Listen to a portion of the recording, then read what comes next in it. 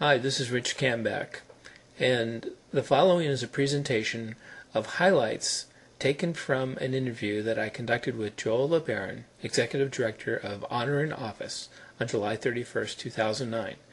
This interview was broadcast on ubroadcast.com live, and so this is a recording of that broadcast, and we're giving you some highlights from that so that if you're in a time constraint, you can get a little bit more of a gist of what this is all about.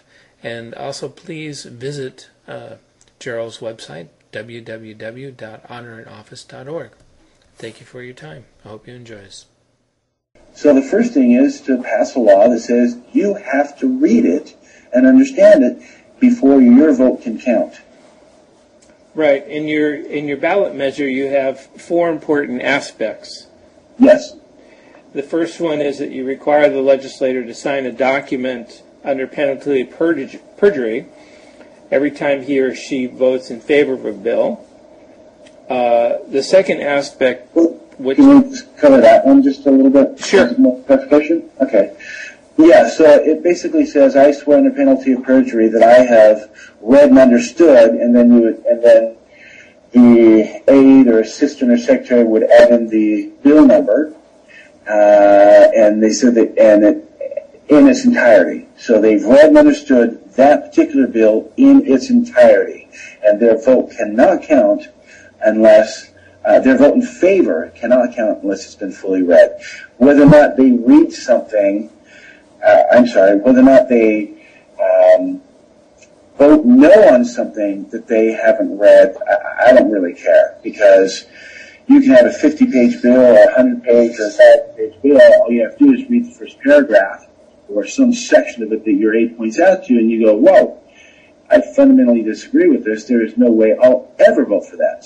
So there's no reason for a legislator to read every single bill that comes across their desk. Only the ones that they vote in favor of, those they have to know. And this moves on into the second aspect of your covers trading votes. And that's pretty interesting to me, because there's a process like in the Rules, committee that oversees this. I wanted to just ask you about that in the trading the votes, because there's a process where during the amendment reviews, amend and do pass as amended, or amend and re-refer, and do pass and re-refer, or do not pass, or refer to interim, and or eventually kill it and lay it on the table. It seems that, in my little limited experience in working in the state legislature, advocating for a bill passage in the state legislature, that's kind of a gray area. Wouldn't you agree? Yeah, it is, and the piece of legislation that I wrote, because there's so much because committees go back and forth and rewrite, and negotiate with the other, chamber or house. Mm-hmm. If you're in the assembly and you've got a committee, you're going over it and you decide this is how you like it, and then you check with the state senate committee, and they don't like it, and you go back and forth. This bill does not require swearing on a penalty of perjury, mm-hmm. because it's going to change so much. It would really be cumbersome to require that on committee votes. It's only on the floor vote. It's only when the entire assembly is going to vote and say, what about this bill? Are we going to pass it or not? And at that point, that's when that person has to have actually read and understood it before they can vote in favor of it. Under the California Penal Code, Section 85, which you put as the third aspect, you want to cover the influencing of our legislature by bribery, intimidation, and etc. Under Article 4 of the California Constitution. Can you elaborate a little bit on what you are looking at there as far as intimidation? Yeah, I can. what you'll find is that, and this I suspect that you'll find in every state, I'm pretty sure, have laws in place that say you can't trade votes, you can't allow your vote to be improperly influenced, you can't be bribed.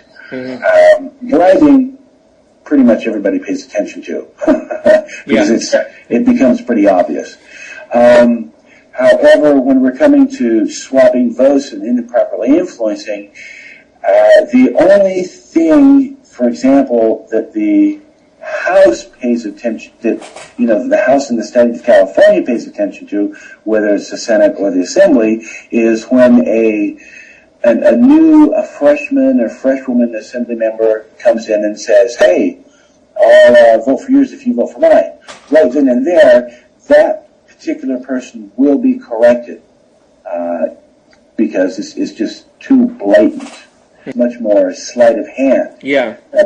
And so what I've done is I've included in this particular part of the legislation that every time a person votes, whether it's a yes or a no on a particular bill, they have to swear under penalty of perjury that their vote hasn't been traded or swapped, that they also haven't been improperly influenced. Because I wanted the legislator to be reminded every single time he voted that we the people will not stand for and do not want trading of votes. We don't want their votes to be improperly influenced, and we expect them to be honest. So I put that in there as a reminder. Whether or not it's going to be enforceable, highly doubtful. Mm-hmm. Yeah. Yeah, but it's a very good point, and like you said, it's a gentle reminder to our legislators to stay representative of the people. You have two avenues to go. One is that you, as we talked about before, is the petition, where you would have to get signatures. What, 700,000 signatures? Yeah, just under 700,000 signatures in order to put this on the California ballot. In the 5 months to get it on the California ballot.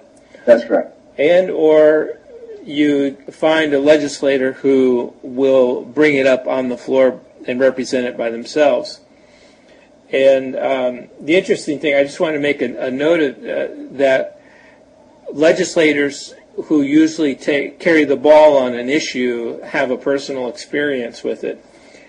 And in that context, we could say that all of our state legislators have had a personal experience with this issue. To expect our legislators in the state or at the federal level to ever pass a bill like this, to me, is I don't think it would ever happen in a million years. So the only way to get it done is through the initiative process. Yeah, I think you're right. I think you're right there. It's an issue that even the Rules Committee and accountability would have to be held accountable to if it comes to be passed. Well, I think that's it. I think that gives people a good grasp on what it is. I think the only other thing is that to take part in this grassroots campaign, no matter what state you live in, because we do want it in every state, go to honorinoffice.org. www.honorinoffice.org. Go there, check it out, get involved. Thank you so much, Rich. Hey, thank you, and we'll be in touch, Joel, for sure. Sounds good. Sounds good, buddy. Okay, take care. You too. Okay, bye-bye.